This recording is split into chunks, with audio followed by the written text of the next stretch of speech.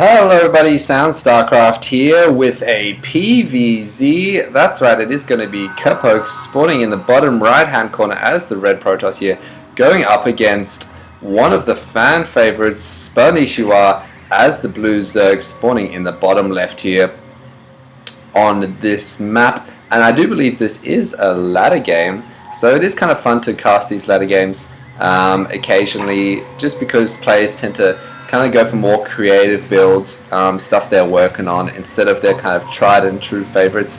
This probe's going to be going out for a bit of a scout. Actually, no, for the Forge Fast Expand and then the scout.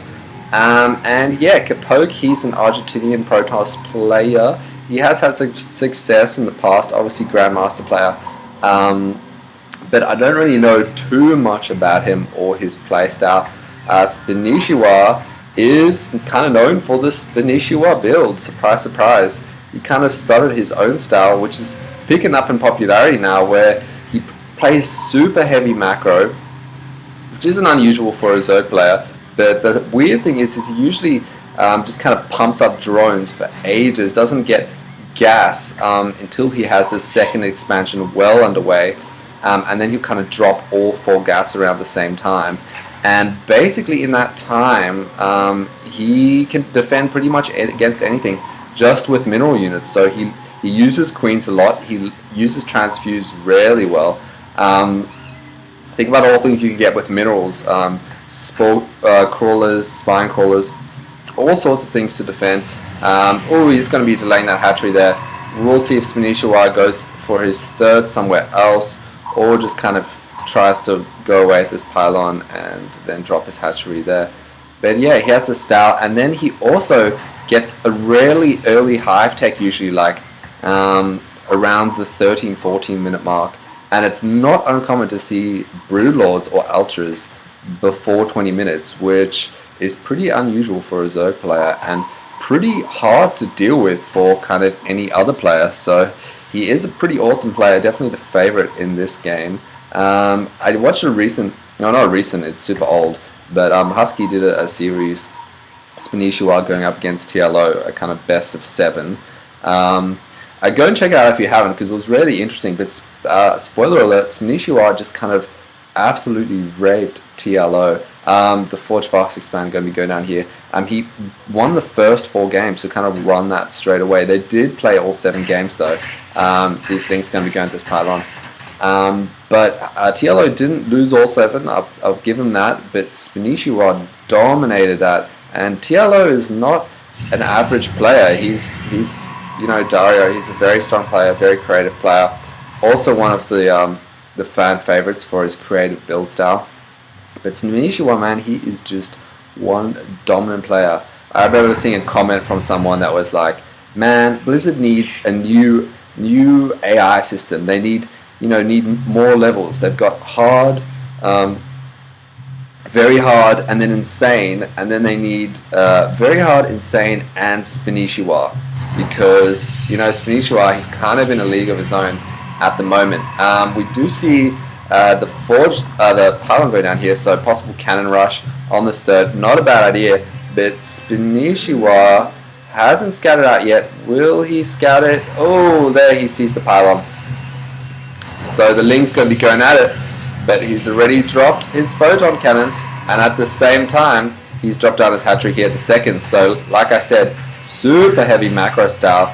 He may force a cancel on this photon cannon. The probe isn't even going to bother dropping another cannon. He's just kind of given up on this. Oh, this is almost built, although it is going to get cancelled. So we look at resources lost already.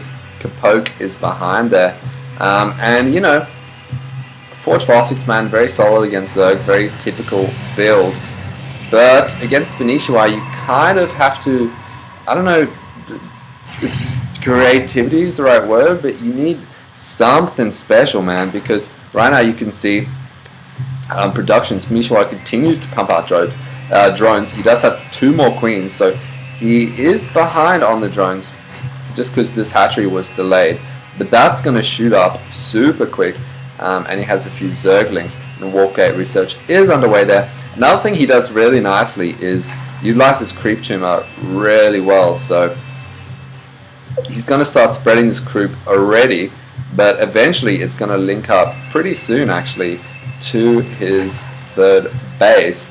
And that creep highway, baby, that is very useful and very important to have as a Zerg player. Speed up your units, give you vision, all sorts of things. All sorts of good things, very good things. The Robo Bay is going to be going down, so possible Colossus tech on the way for Capoch, unless he drops down a Twilight Council sometime soon. But yeah, Colossus tech usually pretty normal.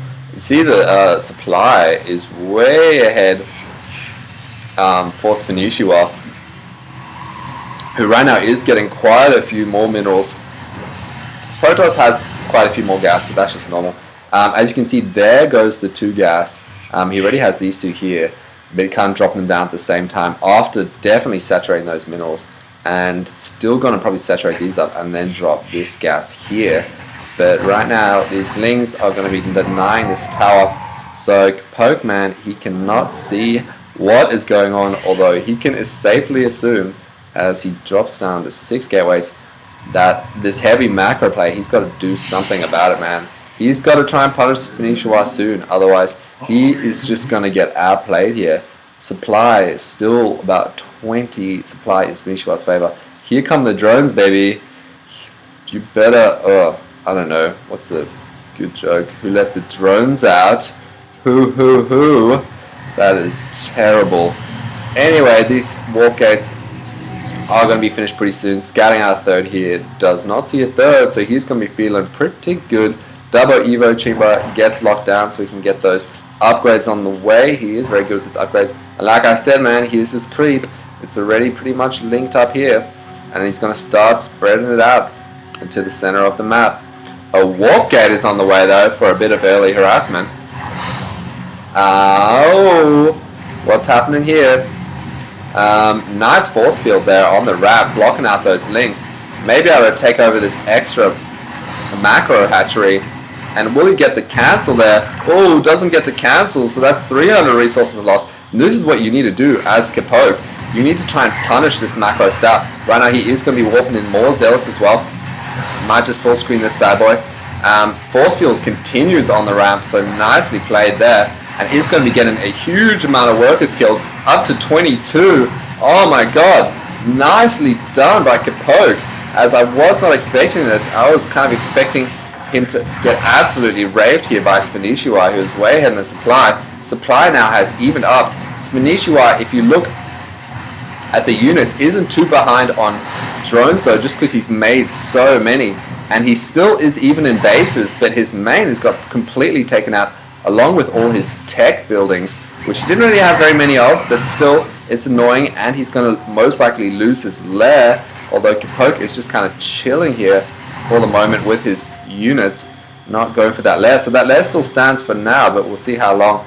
Spanishiwa are going to run out with some Lings and have a bit of a counterattack, but Capoch is going to be able to deal with this.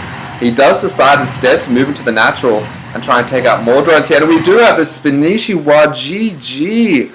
Oh man, that was very surprising. I definitely thought he had it there, but nice War Prism harass here, force field on the ramp. Definitely won Capoch the game, so well done, Capoch. I mean, I guess you can't count him out because he did come back, and I did not see that coming. So, pretty cool game there. I hope you guys enjoyed it. I certainly did, and I'll see you guys later.